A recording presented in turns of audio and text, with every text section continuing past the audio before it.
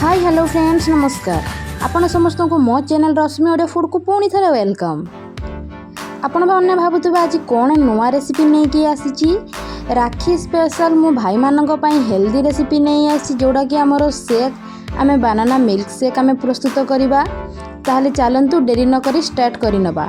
देखंतु मु दीटा कदली नहीं ताको एपरि आकार छोट छोट पीस रे काटी नेबे। एबे आमे सेथिरे 5 ରୁ 6टा अंगूर देबे। अंगूर मात्रा अधिक देबे नले टिके खटा लागिबो। नड़िया खंड मु 10 ରୁ 12 पीस नड़िया खंड नहीं 10 ରୁ 12टा खेजुरी नहीं।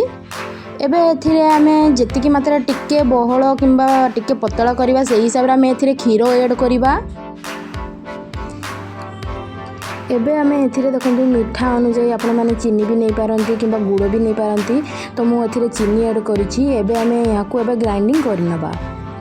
देखंतु मिक्सचर ग्राइंडर रे ग्राइंडिंग कर सारला परे एबे आमे एथिरे 2 स्पून कि 3 स्पून जो हमर मिल्क पाउडर रहउची मिल्क पाउडर को देगी मध्ये एथिरे ऐड करिवे। तार टेस्ट मध्ये बहुत भल लागिवो। एवं यदि छोटा पिला माने ए रेसिपी को खाइबा को चाहउछन तो एथिरे आपण माने कोको पाउडर भी मिसई पारिबे। हमर प्रस्तुत हे गला बनाना मिल्क शेक।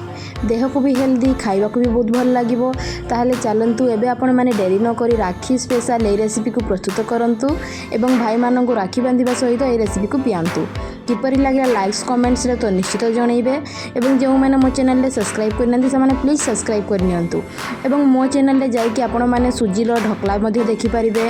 एबे मो रिसेंट अपलोड करिछि आपण माने बिना बेसन रे केमती प्रस्तुत करिवे पकुड़ी चिली पनीर नॉन वेज रो किछि आइटम मु ऐड करिछि। आपण माने चाहिले सब किछि देखि परिबे रश्मि ओडिया फूड रे। Thank you.